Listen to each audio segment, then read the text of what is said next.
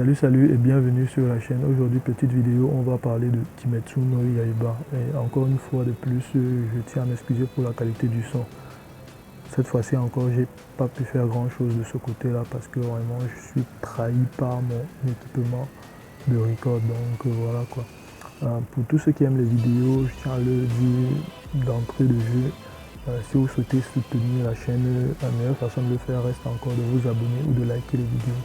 Donc merci. Bon, on va parler de Kimetsu no Yaiba et Demon Slayer. Je l'ai déjà dit ça. Bon, ce que vous ne savez pas, c'est pourquoi est-ce qu'on va parler de Kimetsu no Yaiba et Demon Slayer. On va parler de cet animé là parce que moi je l'ai connu sous forme d'animé. Je vais être franc avec vous, je ne suis pas le genre de personne qui lit vraiment des mangas. Donc voilà quoi.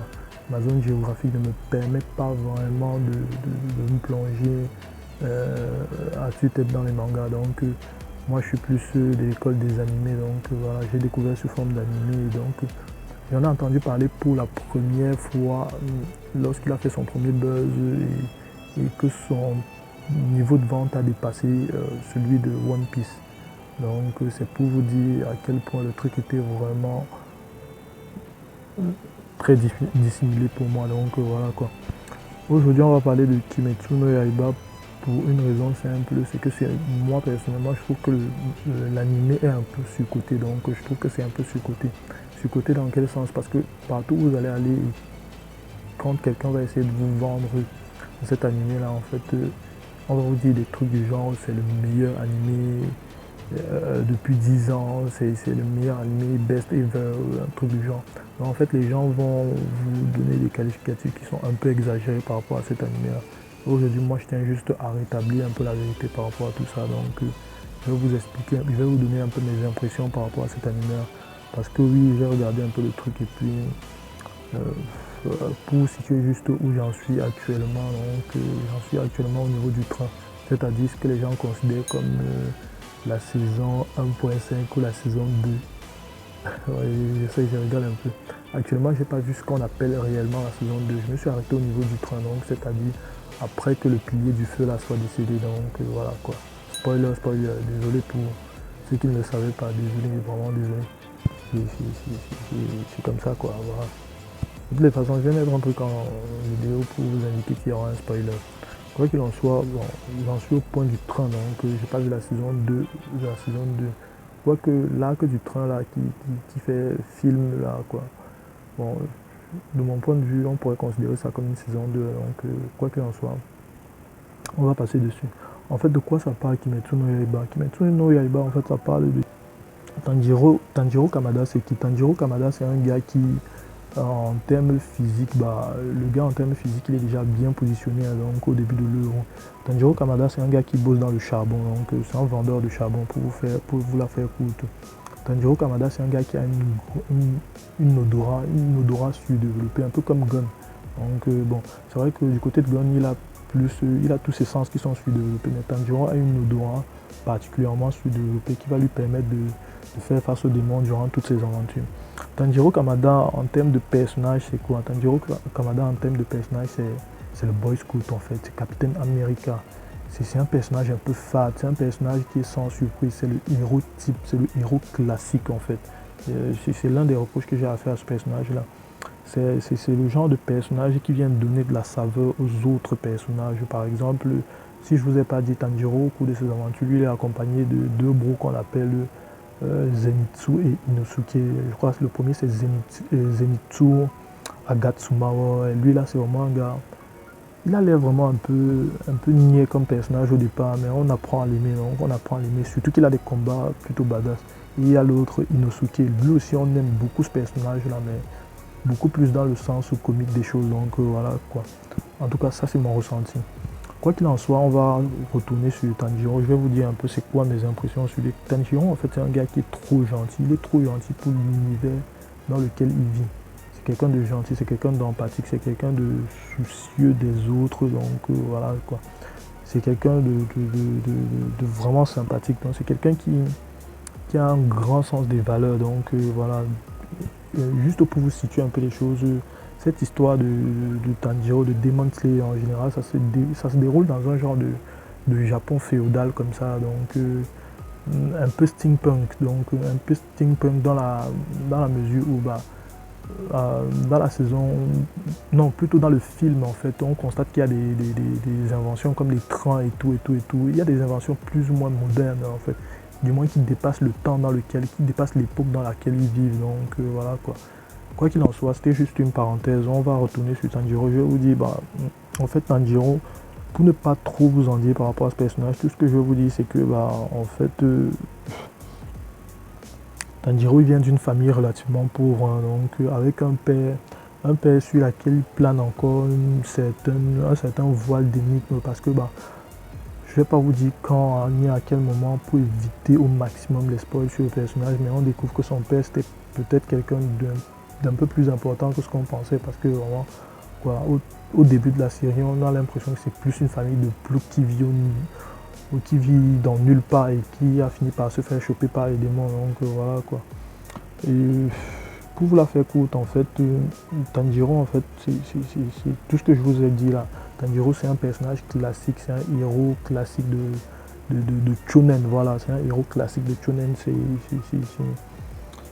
un héros qui véhicule des valeurs, c'est un héros fort, c'est un héros qui a une mission, c'est un héros qui n'a pas vraiment l'intention de se détourner de sa mission. C'est limite en fait, c'est l'aboutissement d'un personnage de Shonen dans la mesure où Tanjiro en fait, il sait déjà ce qu'il a à faire, il sait déjà ce qu'il doit faire, il est déjà déterminé à le faire. À aucun moment on a l'impression que le gars vacille dans sa détermination. Contrairement à Naruto qui parfois a un peu vacillé, même One Piece, même Luffy à un certain moment.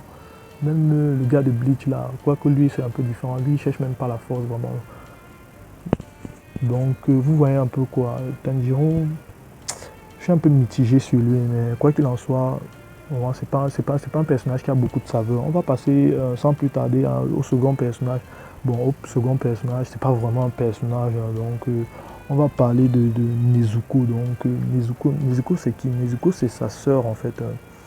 Nezuko c'est sa sœur, c'est la seule survivante de la famille de Tanjiro. Donc parce que si je ne vous l'ai pas dit en fait, toute la famille de Tanjiro Kamada a été massacrée par une horde de démons ou des démons ou un démon, je ne me souviens plus bien, mais au terme de tout ce massacre là, il y a sa sœur qui a réussi à survivre. Malheureusement elle a été transformée en démon et c'est ça qui donne le pitch de l'anime. Donc voilà quoi. C'est ça qui fait que Tanjiro, donc c'est ça qui crée l'événement dans l'anime. Donc c'est ça qui donne une mission à Tanjiro. Lui, son objectif, en fait, c'est de trouver un remède pour transformer sa soeur, pour redonner à sa soeur, en fait, une apparence humaine. Parce que celle-ci a été transformée en démon, il va savoir pourquoi elle arrive à outrepasser ses envies de dévorer les gens bah, pour rester auprès de son frère. Donc voilà quoi. Parce qu'on nous explique dans la série que normalement ce que Tanjiro essaie de faire là, c'est normalement impossible en fait. Et en plus, sa soeur ne devrait même pas pouvoir se promener avec lui comme elle le fait, puisqu'elle reste constamment avec lui dans une caisse. Donc voilà. Et aussi, elle n'a pas l'usage de la parole. Donc ce qui fait que, voilà, c'est comme je vous ai dit là, vraiment, Nezuko, c'est pas vraiment un personnage. Donc elle n'est pas très développée. C'est vrai qu'avec l'arc du train là, donc c'est-à-dire le film qui est sorti, pour moi c'est un peu la saison 1.5, hein, donc voilà quoi. Avec cet arc là, on découvre que bon voilà, c'est un personnage qui a un peu plus d'épaisseur. Déjà même avant ça, on découvre que c'est un personnage qui a de l'épaisseur. On sent que vraiment l'anime va la développer avec le temps, mais au point où j'en suis, on ne sait pas grand chose sur Nezuko et puis vraiment elle est un peu osef, donc elle est un peu osef en termes de personnage. Tout ce qu'on sait, c'est qu'elle a eu beaucoup de chance en fait de s'en sortir. Parce que je crois que c'est Giyu, il s'appelle. Ici, c'est Giyu, c'est Giyu. Excusez-moi avec les noms japonais. Le pilier de l'eau en fait, voilà. Parce que le pilier de l'eau, c'est le gars je sais pas comment je vais vous décrire ce mec-là. Ce mec-là, c'est limite un chevalier d'or. Donc, c'est le gars qui donne un peu à Tanjiro sa mission dans l'œuvre. Ou du moins qui lui permet d'avoir une suite pour ses aventures. Parce que le pilier de l'eau, en fait, pour vous la faire courte, en fait, les piliers, c'est des niqueurs de démons. Donc, c'est des Demon Slayers. C'est des Demon Slayers plus, en fait. Et Guillaume, en fait, quand il arrive dans le carré de Tanjiro, il se rend compte que toute sa famille a été niquée et que la fille a été transformée en démon. Normalement, en tant que Demon Slayer, il aurait dû fumer la fille, en fait. il aurait dû fumer Nezuko, mais il va pas faire ça. Il va en fait décider de laisser Nezuko en vie, ayant constaté que elle pouvait comment dire, elle pouvait se contrôler en fait, elle pouvait se contrôler et en plus elle pouvait défendre son frère, quelque chose que les démons normalement dans cet univers-là ne font pas. Donc voilà. Pour vous la faire courte, Gyui s'est rendu compte que c'était un démon un peu particulier, donc voilà quoi, il a épargné, ensuite il a donné à Tanjiro, il a donné à Tanjiro un nouveau sens pour sa vie. Par exemple, c'est lui qui dit à Tanjiro que devient un chasseur de démons pour avoir suffisamment de force, histoire de, comment dire, de faire de jouer au héros quoi, de jouer au héros. Donc voilà. Sans plus tarder, je pense qu'on va passer au second personnage qui pour moi est mon personnage, je dis bien pour moi, est mon personnage préféré. J'ai nommé Zenitsu Agatsuma. Donc voilà. Zenitsu Agatsuma. En termes de personnage, Zenitsu Agatsuma, c'est l'un de ces personnages-là qui arrive à briller ou du moins à avoir une personnalité qui se remarque un peu plus à cause de ce truc dont je vous ai parlé chez Tanjiro, qui fait que en fait Tanjiro c'est un héros classique, c'est un héros un peu fade, donc voilà quoi. Ça fait qu'un personnage comme Zenitsu Agatsuma qu'on aurait un peu ignoré dans une autre œuvre, donc ça fait qu'on a un peu plus d'attention pour lui ici là, donc voilà. Zenitsu, du point de vue physique en fait, il a une aptitude particulière que je pense qu'il avait déjà avant de développer les pouvoirs qui font de lui un chasseur de démons, donc voilà. Il a une mouille un peu particulière, donc il entend un peu mieux que les autres, donc ça lui sert beaucoup puisque quand il utilise son pouvoir ou sa technique, voilà, en fait le gars lui il a les yeux constamment fermés, en tout cas il a souvent les yeux fermés, il les ouvre uniquement au moment de frapper je crois. Bon, en termes de personnage, c'est qui Zenitsu Agatsuma? Bon, je dis Zenitsu à partir de maintenant, je dis Agatsuma seulement parce que j'aime beaucoup son nom, donc voilà quoi. Zenitsu en fait c'est un gars en fait qui avant d'être recueilli par son maître slash son grand-père, et de ce que j'en sais c'est aussi son maître, c'est aussi son grand-père. Donc voilà, avant d'être recueilli par son maître slash grand-père, il vivait avec il avait été recueilli par une prostituée, donc voilà quoi.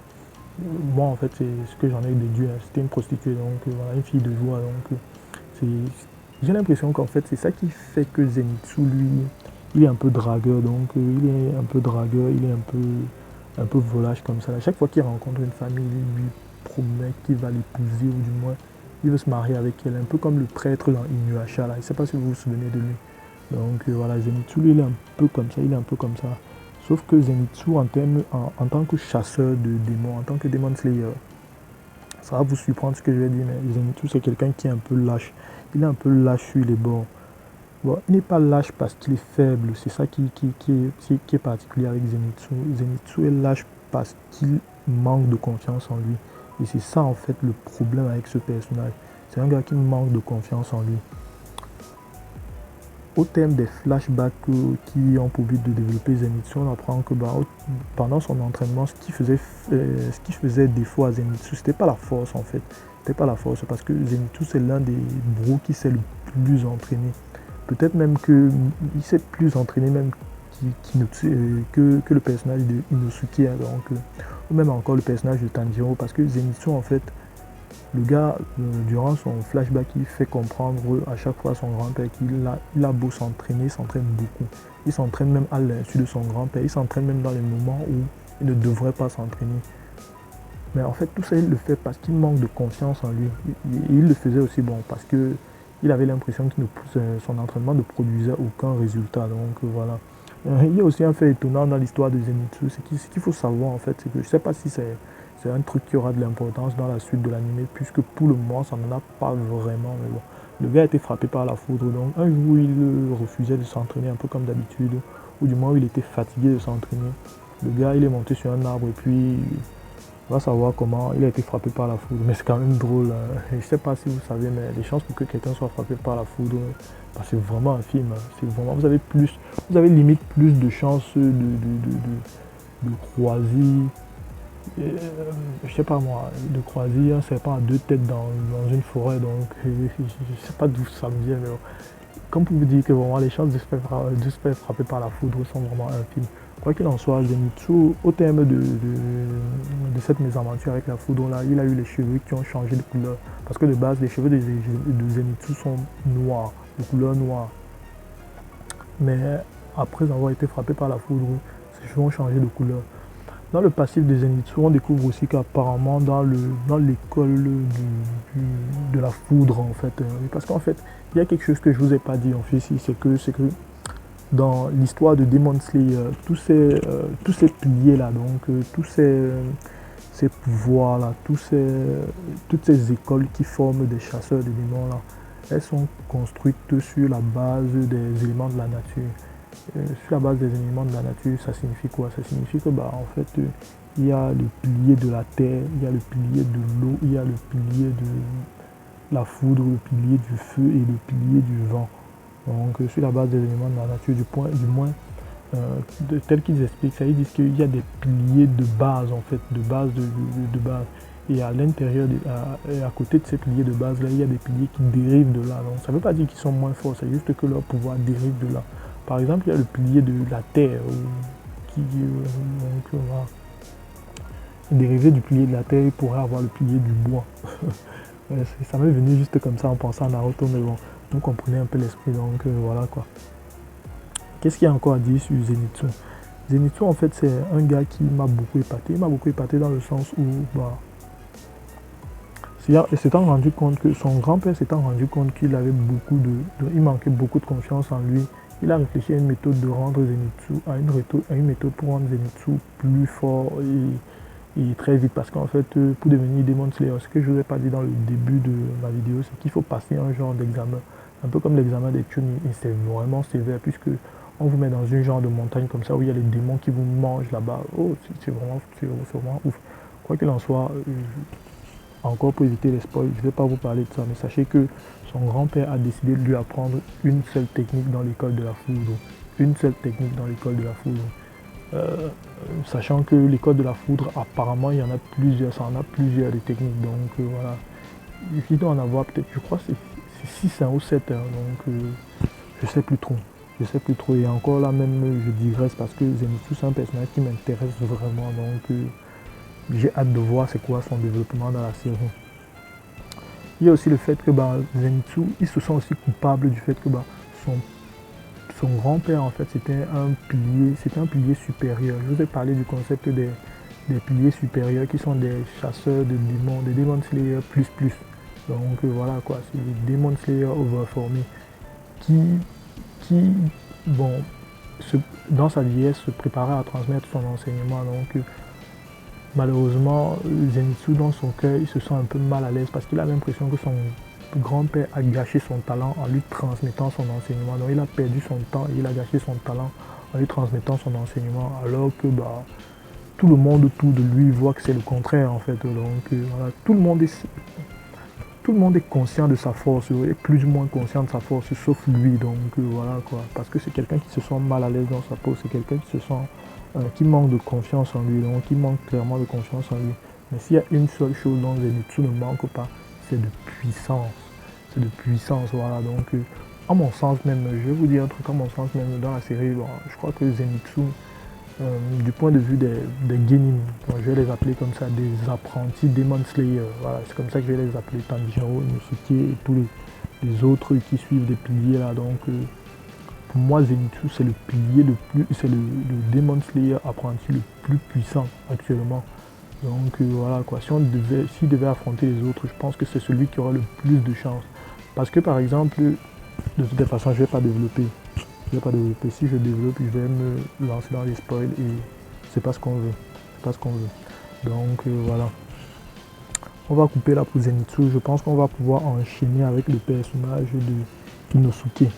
Inosuke et qui est le mec qui porte une tête de cochon sur sa tête. Lui là, vous allez vraiment le trouver très drôle. Parce qu'en fait, il est vraiment très drôle. Inosuke, en fait, c'est un mec qui a été élevé par les porcs, en fait. Il a été élevé par les porcs. Des porcs de forêt, des porcs de ville. On s'en fout. De toutes les façons, c'est des porcs. Donc, il aborde même une tête de cochon comme ça là sur sa tête constamment. C'est pas qu'il est laid, en fait. Inosuke, en termes de faciès ou de physique, bah, en fait c'est le plus joli garçon de tous ces bros là que vous voyez dans la série. Donc voilà.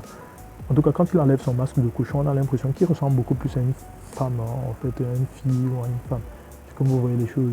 Et lui, ça l'énerve, donc voilà quoi. C'est lui, ça l'énerve un peu. Donc, quoi qu'il en soit, de ce que j'en sais de Inosuke, apparemment, il a grandi il a grandi dans une famille qui était un peu tumultueuse. On va savoir comment il s'est retrouvé en train d'être élevé par des porcs en forêt, donc pas des porcs en forêt. Ne me demandez pas que je vous explique comment c'est possible, mais bon. Sachez que Mowgli a eu beaucoup de chance. Donc pour ceux qui connaissent l'histoire de Mowgli, on se disait qu'avec les loups là, c'était vraiment hardcore, mais bon. Sachez que Mowgli a eu beaucoup de chance, donc voilà quoi. Inosuke, c'est un gars qui est vraiment très drôle. Malgré lui, mais parfois, mais il est vraiment très drôle. Que ce soit même en combat, que ce soit juste dans les moments qui servent à espacer un peu dans l'histoire. Il est vraiment, mais vraiment très drôle. Inosuke, c'est un gars qui déteste l'inactivité. Il déteste l'inactivité. C'est un gars qui est très compétitif dans sa façon de faire les choses. Donc, il est constamment en train de se voir. Il a l'impression d'être au-dessus de ses compagnons. Donc, il veut à chaque fois leur prouver que, bah, en fait, c'est lui le chef. Parce que dans sa tête, en fait, leurs aventures, en fait, ça se passe comment? C'est lui le chef de leurs aventures. Donc,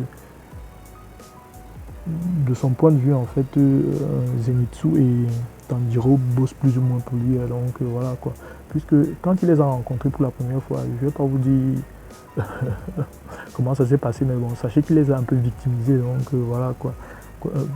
Malgré tout ça, on se rend compte que tous, en fait, ce sont des potes. Donc, ce sont des potes. Donc, ils ont une façon de gérer un peu leur amitié là, mais ce sont des potes. Et leur amitié se sent un peu plus que celle de Sakura, Naruto et Sasuke quand ils étaient petits. Donc, eux là, on sent vraiment qu'ils sont potes. Donc, voilà.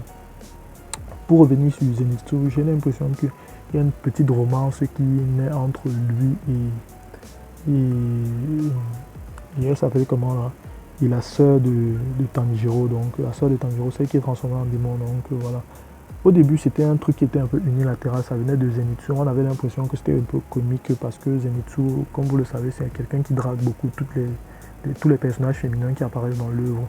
On se rend compte à partir de l'arc du train, c'est-à-dire le film, c'est-à-dire cet arc qui fait un peu office d'arc 1.5.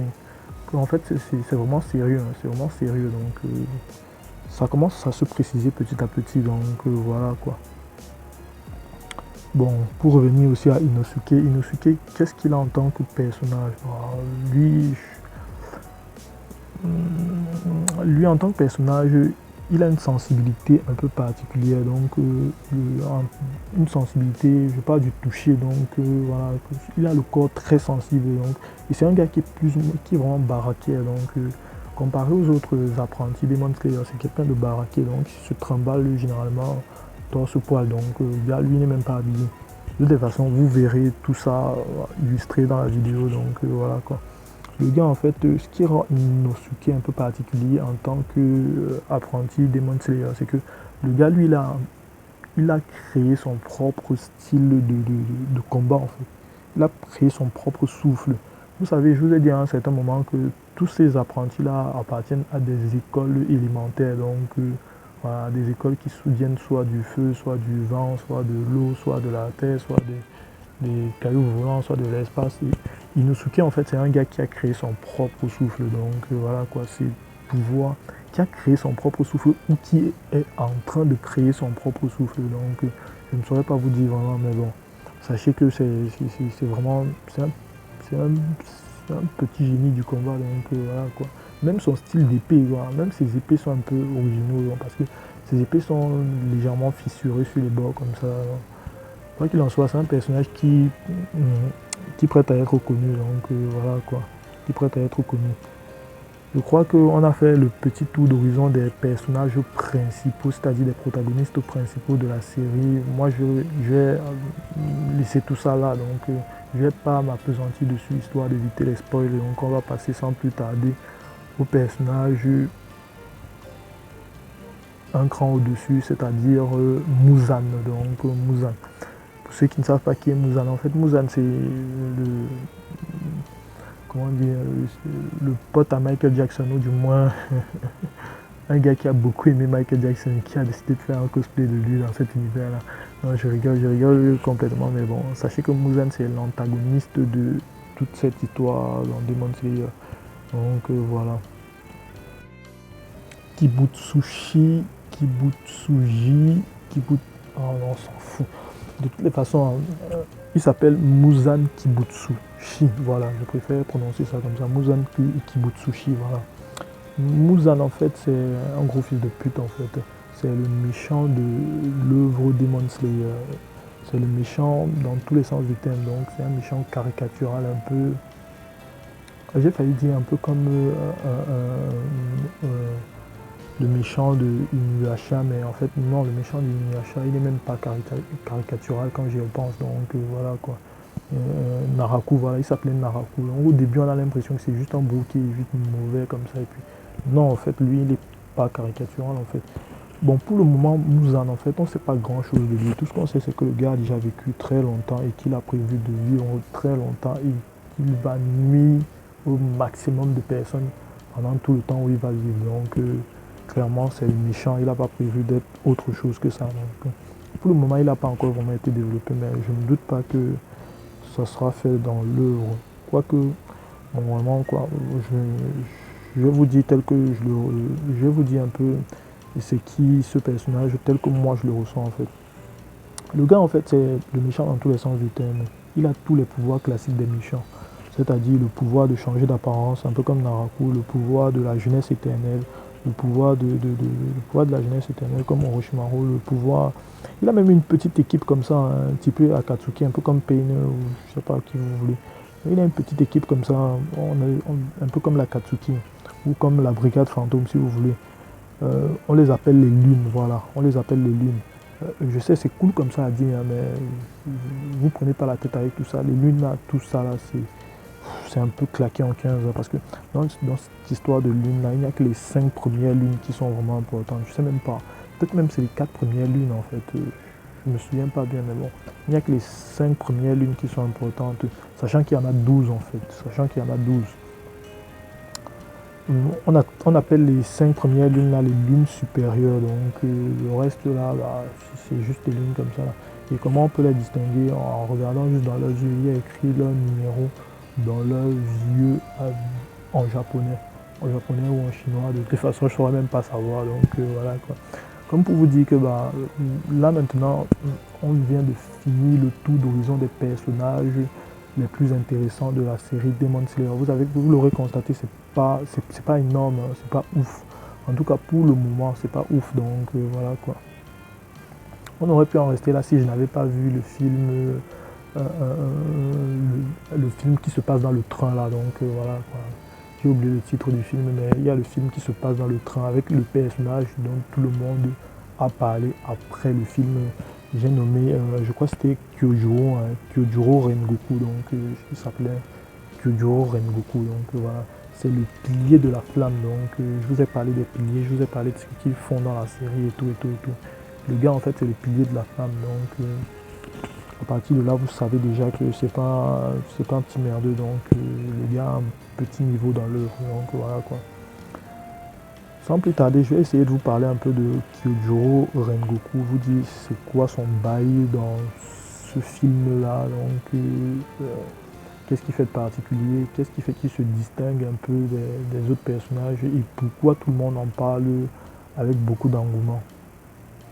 Bon, pour Muzan, en fait, vous attendez pas à ce que je parle plus amplement de Muzan. Actuellement, on ne sait rien de lui, c'est le méchant, il reste dans sa piole de méchant et puis il envoie d'autres méchants venir essayer de régler leur compte aux gentils. Donc vous avez vous-même perçu la caricature de tout ce que c'est, donc voilà quoi. Ok, Kyojuro Rengoku. J'espère que j'ai bien prononcé son nom et même si c'est pas le cas, on s'en fout un peu. Moi je suis pas japonais, donc voilà quoi. À un moment, il faut avoir pitié des gens. Ici au Cameroun, on doit déjà parler français, on doit déjà parler anglais. J'aimerais pas qu'on vienne me faire chier dans les commentaires parce que j'ai raté quelques mots en japonais. En plus, c'est des noms, donc voilà quoi. Et bon, à un moment, il faut se calmer. Rengoku, en fait, c'est un excellent personnage. C'est un excellent personnage, pourquoi? Parce qu'il a eu tout un film dédié à son développement. Il a eu tout un film dédié à son développement. Je pense que, en fait, si ce film avait été fait dans le cadre du développement d'une série typée fleuve comme dans One Piece, je pense que l'intérêt pour ce personnage n'aurait pas été le même. Bon, je vais essayer de m'expliquer plus clairement. Donc, si Kyojuro Rengoku avait été dans un animé de type fleuve, je pense que son développement, ou du moins l'engouement qu'on éprouve pour ce personnage n'aurait pas été le même parce que, en fait, le ressenti par rapport à ce personnage, du moins l'affect qu'on a pour lui aurait été dilué tout au long des épisodes qui seraient sortis. Parce que ce qu'il faut savoir, c'est quoi? Exception faite de One Piece et de quelques mangas, de quelques animés, ce qu'il faut savoir, c'est que généralement les animés de type fleuve, un peu comme dans Boruto, ont tendance à diluer l'affect qu'on a pour les personnages. Diluer comment? Parce qu'en fait, dans les animés de type fleuve, il y a ce qu'on appelle les épisodes fillers qui viennent parfois, vu qu'ils ne peuvent pas développer vraiment, ils ne peuvent pas vraiment développer les personnages parce qu'ils ne sont pas vraiment canons à l'œuvre, ils viennent faire quelque chose qu'on appelle de la dilution de personnages. Donc voilà quoi. Les personnages sont là, mais ils ne parlent pas de leurs sentiments, ils ne parlent pas de leurs émotions. Ils font plutôt des trucs nuls et parfois un peu nazes et qui n'ont rien à voir avec la vision de l'auteur de base. Donc voilà quoi. Juste pour revenir à Rengoku, je vais vous parler un peu du personnage. Je vais vous parler un peu du personnage. Rengoku, en fait, c'est un pilier, c'est le pilier du feu. Je l'ai déjà dit ça, vous le savez. Mais ce que vous ne savez pas, c'est que Rengoku a un frère, un petit frère. Bon, moi, personnellement, je m'en fous de son petit frère. Et, pour vous dire la vérité, moi, je ne le connais même pas. Je ne le connais même pas dans l'œuvre. Bon, c'est vrai qu'à un certain moment, il m'a semblé que je l'avais vu lors de l'examen, du pseudo-examen gaming qui s'est passé lors de la première saison là. Mais bon, même là encore, j'en suis même pas sûr, quoi. J'en suis vraiment pas sûr.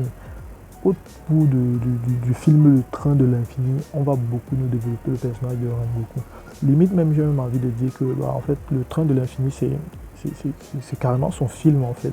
C'est son film à lui en fait. C'est son film à lui carrément en fait. Parce qu'en fait, au cours de ce film-là, on va apprendre tout ce qu'il y a à savoir sur ce personnage. Et spoiler alerte, spoiler, Rengoku meurt au cours de ce film. Il meurt au cours de ce film. Si vous voulez savoir, en fait, plus je pense à ce personnage, plus je me dis que, en fait, ce qui fait que je l'apprécie vraiment, c'est qu'en fait, on l'a pas trop vu, lui, on l'a pas trop vu. En termes de personnage, on l'a pas trop vu. Le peu de temps qu'on le voit à l'écran, on apprend tout ce qu'il y a à savoir sur lui et puis on a le temps de s'attacher à lui. Ouais. Il dit pas beaucoup de choses, on ne le voit pas beaucoup à l'écran. Et ensuite, le gars est magnifié. Je veux dire, il est magnifié lors de son combat contre la lune. Je crois que c'est la lune de niveau 3. Voilà, la lune niveau 3. Lune de niveau 3. Je vais parler du concept de lune quand je vous parlais un peu de Muzan et de toute sa clique des gars de la Katsuki là. Donc voilà quoi. Quand je vous dis lune numéro 3, vous devez comprendre qu'en fait le gars qui était en face de lui c'était vraiment un gars fort. Donc voilà quoi. C'était pas une merde, voilà. En termes de puissance dans l'univers de Demon Slayer, c'était pas une merde. Donc voilà. À tel point que si Rengoku n'avait pas été là, le héros aurait été fumé. Tous ses potes là, ils auraient été fumés en fait. Ouais, ils auraient été fumés. Quoique, j'ai même une réserve par rapport à ça parce que j'ai l'impression que la lune numéro 3 là, est venue spécialement pour affronter Rengoku. Donc la lune numéro 3 ne se sera peut-être pas pointée si Rengoku n'avait pas été dans le coin. Donc voilà quoi. Quoi qu'il en soit, j'ai envie de vous dire une chose, c'est que j'ai aimé le personnage de Rengoku grâce à son combat épique. Le gars va livrer un combat épique dans ce film-là. Donc voilà, au terme duquel il va perdre la vie, mais bon, au terme duquel il va aussi nous livrer un magnifique flashback. Donc je crois que actuellement dans la série Demon Slayer, c'est le personnage qui a reçu le meilleur développement. Mais c'était un développement un peu sec, un développement un peu rapide, mais c'était un bon développement. Un développement digne des animés post-FMA, donc Full Metal Alchemist. Parce qu'aujourd'hui, ce qu'on veut voir, on ne veut plus voir des trucs à rallonge, on ne veut plus voir des choses qui mettent des plombs, on ne veut plus voir des animés de type One Piece. C'est pas que je déteste One Piece, mais je pense que One Piece c'est le dernier dans sa catégorie, donc voilà quoi. C'est pratiquement, One Piece c'est la clôture d'une ère. Après la fin de One Piece, je pense pas qu'on aura un animé aussi long. De toutes les façons, il n'y a personne qui voudra d'un animé aussi long, donc qu'on soit que stop pour la digression. Je vais vous parler un peu, je vais en finir avec Rengoku en vous disant que au cours de ces flashbacks, on apprend un peu qui il est en tant que personnage. On apprend que c'est un gars qui a un grand sens de l'honneur, c'est un gars qui est très porté vers l'héritage familial, c'est un gars qui voulait qui voulait le bien de sa famille, de son frère, donc voilà, qui voulait que son père soit fier de lui, donc qui malgré tout que son père soit fier de lui. Parce que ce qu'on apprend, c'est que Rengoku, en fait, il est l'héritier en fait d'un ancien pilier, donc le pilier de la flamme, donc c'est un peu ça, le pilier de la flamme. Et on apprend aussi que son petit frère, en plus, c'est un personnage dont j'en ai rien à foutre. Bah, en fait, c'est un gars qui a beaucoup de mal à maîtriser le souffle, qui est supposément l'héritage de sa famille. Donc voilà, je sais pas si vous voyez un peu. Quoi qu'il en soit, ce que je peux vous dire, c'est que Rengoku, en fait, il avait beaucoup d'affect pour sa maman. Donc voilà quoi. En mourant, lors de son décès, du moins dans les instants qui précédaient son décès, sa maman lui a fait promettre d'être quelqu'un de très soucieux des autres, donc d'accorder une importance majeure à la protection des autres, du moins au sentiment des autres. Donc elle l'a fait littéralement promettre d'être quelqu'un de plus d'altruiste en fait, donc voilà quoi. Et c'est en vivant de cette façon-là que Rengoku il a cané en fait. C'est en vivant comme ça qu'il est mort en fait, donc voilà quoi. C'est en suivant ce Nindo là ou cet ordre d'idées là qu'il a fini par perdre la vie. Bon, pas que c'est à un moment il se soit repenti de tout ça, mais bon. Le gars, juste pour vous dire que bon, voilà, quoi, le gars lui il a vécu comme il le voulait et comme il a toujours souhaité. Donc même s'il a perdu la vie, c'était vraiment dans un moment de forte émotivité. Donc c'est vraiment un moment épique. Et le moment que j'ai encore le plus apprécié après son combat, donc après qu'il se soit écroulé, c'est le moment où il y a Tanjiro qui se lève et qui poursuit le démon pour essayer de le terrasser. Parce qu'en fait, le combat se finit de façon un peu abrupte. Il y a le soleil qui vient et le démon, bah, quelque chose que je ne vous ai pas dit. En fait, les démons là-bas, ils sont un peu comme des vampires. Donc, ils peuvent mourir si jamais ils sont en plein jour, ils sont exposés au soleil, à la lumière du soleil. Donc, voilà quoi. Donc, il y a la lumière du soleil qui arrive et puis le démon décide de s'enfuir. Mais voilà, Rengoku essaie de le retenir. Fin des fins, Rengoku finit par canner avant que bon, il finit par canner avant que le soleil ne se lève et puis le démon essaie de prendre la fuite. Bon, pas qu'il essaie, il réussit carrément. Mais derrière, il y a l'autre, il y a Tanjiro qui le poursuit en criant, bah, en lui hurlant des choses, des mots du genre, espèce de lâche, nous on vous affronte à chaque fois pendant qu'il fait nuit. Vous avez le pouvoir de la régénération, vous avez ceci. Bon, en fait, il joue un peu au mauvais joueur, donc voilà, il a grave le seum. Donc on comprend qu'il a grave le seum puisqu'il vient de perdre quelqu'un. Il vient de perdre quelqu'un. J'allais dire, il vient de perdre quelqu'un qui l'estimait beaucoup, qui l'aimait beaucoup, mais bon, je suis un peu dubitatif de ce point de vue-là, puisque en fait, les deux personnages se sont en fait rencontrés dans le train, en fait, dans le train, c'est dans le train qu'ils se rencontrent, en fait, c'est dans le train que leur relation se développe. Et somme toute, elle se développe même pas tellement, en fait, puisque à un moment, Rengoku va leur proposer de devenir ses élèves. Je ne sais même pas ce qu'il va leur apprendre vu qu'il va canner juste quelques minutes plus tard. Donc voilà quoi. Quoi qu'il en soit, c'est vrai, ils avaient déjà rencontré, lui il avait déjà rencontré Rengoku à l'époque où il était allé au quartier général des chasseurs de démons. Mais c'était vraiment une rencontre quoi. C'était genre salut, moi je suis chasseur miniature, toi tu es grand chasseur. Et puis c'était tout quoi. Ils ne sont même pas parlé donc voilà quoi. Quoi qu'il en soit, vous devez retenir que le film Le Train de l'Infini, là, c'est un très bon film. C'est un film qui développe le lore. Donc, c'est un film qui est canon à la série. Donc, c'est pour ça que je dis que ça fait un peu office de saison 1.5.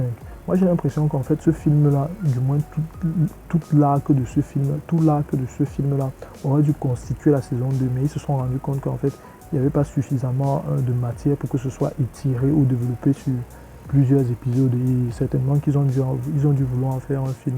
Et moi je les comprends et j'aimerais que ce soit toujours comme ça dans beaucoup d'animés. Donc ça c'est juste une parenthèse. Donc, voilà. Quoi qu'il en soit, bah voilà quoi.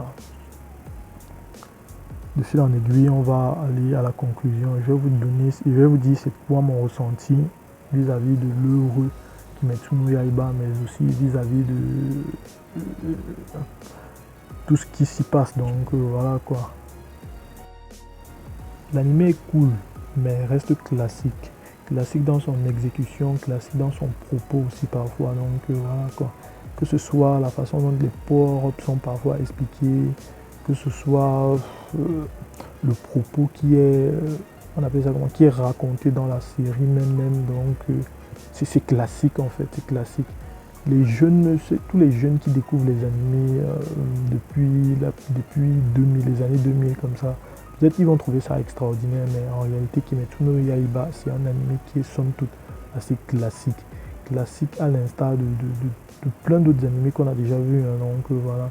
Au début, je crois que je vous ai cité un exemple des animés tels que Pygmalion ou encore Conan l'Aventurier, ou pourquoi pas même, j'ai même parfois envie de dire même Degreman en fait. Je ne sais pas si vous connaissez Degreman. Donc lui là, quand même, c'est quand même récent. Donc je crois qu'il devrait y avoir plus de personnes qui connaissent cet animé là. Donc. Comme pour vous dire que bah en fait, si vous croyez que Demon Slayer a quelque chose de particulier ou un truc un peu novateur qui peut le placer au-dessus de tous les autres, mais bon, sachez que bah en fait moi j'ai pas vu ce truc là en fait. Tout ce que moi j'ai vu c'est un anime classique mais qui est bien exécuté. Donc c'est quelqu'un qui joue avec des billes qu'on connaît, mais des billes qui sont bien polies, des billes qui sont bien jolies. Donc voilà, l'animation met l'animé en valeur et voilà quoi. Au niveau du scénario, ça n'a rien de particulièrement novateur. Donc le scénario en fait jouit juste de l'avantage que toutes les séries post-FMA ont actuellement. Donc, je dis post-FMA parce que c'est le seul qui me vient à l'esprit, mais sachez que depuis une certaine période, bah, les animés de type fleuve ne font plus vraiment recette. Donc en fait, il n'y a plus personne qui veut regarder les animés de type fleuve. Je vous ai dit ça à un moment dans la vidéo, c'est que One Piece en fait c'est l'un des derniers animés de type fleuve. Donc voilà, il n'y aura plus vraiment, avec le temps, il n'y aura plus vraiment d'animés de type avec la longueur de One Piece ou de Naruto ou même de Fairy Tail ou encore plus même celle de Bleach. Donc il n'y aura plus vraiment d'animés comme ça. Les animés aujourd'hui tendent à être des trucs un peu courts. Donc voilà, même My Hero Academia, je trouve que ça a déjà mis trop long. Donc voilà quoi. Les animés aujourd'hui s'attendent à être des trucs comme des séries quoi, comme des séries télévisées, pas des séries à la Lost, non, pas des séries à la Lucifer, déjà même que Lucifer c'est une série bien merdique, donc excusez-moi. Donc je parle de séries un peu comme les one-shots que la maison des idées fait actuellement donc, avec le MCU. Là. Vous avez vu la série WandaVision, vous avez vu la série Hawkeye, vous avez vu la série, je sais pas quoi. L'autre série là, le truc est de Winter Soldier, Captain America et de Winter Soldier, donc des séries courtes, donc les mangas maintenant, les animés ont maintenant pour objectif d'être des séries, plus des séries à rallonge, donc maintenant on ne fait plus des séries à rallonge parce que c'est devenu difficile de concentrer tout le temps des spectateurs seulement sur une seule série. C'est pour ça que je dis qu'aujourd'hui, One Piece est littéralement un outsider, donc voilà quoi. Après One Piece, il n'y aura pas un après One Piece, donc il n'y aura pas un animé aussi long que One Piece plus tard, donc là vous pouvez déjà oublier. Et je dis que c'est là la force de Kimetsu no Yaiba, c'est là la force de Demon Slayer, c'est que vu que bah c'est pas un animé de type fleuve, donc c'est pas un animé qui se produit, qui va se dérouler sur plusieurs années. Ils peuvent donc concentrer toute l'histoire sur chaque saison. Je ne sais pas si vous voyez un peu ce que je veux dire. Un peu comme tous les autres animés peuvent le faire. Donc voilà quoi. Ils peuvent concentrer toutes leurs idées sur une saison. Quand ils sortent la saison est bien faite. Ils peuvent concentrer tous leurs efforts sur l'animation d'une saison. Quand ils sortent la saison, l'animation est vraiment de très bonne qualité. Donc c'est un peu ça que j'essaie de vous dire. Au final, c'est juste un animé classique, hein. C'est juste qu'il est bien exécuté dans son exécution, c'est bien fait. Les rois sont bien maîtrisés et tout. Donc voilà, c'était tout pour moi. À la prochaine pour une prochaine vidéo. N'hésitez pas à liker, commenter, partager. Ça fait plaisir, ça aide la chaîne à grandir. Et puis voilà quoi. Si vous avez des canaux Telegram, vous partagez dessus. Si vous avez des pages Facebook, vous partagez dessus, ainsi de suite. Et bon, donc voilà quoi, soyez pas radins. Ah, putain. À la prochaine pour une prochaine vidéo. Zoup.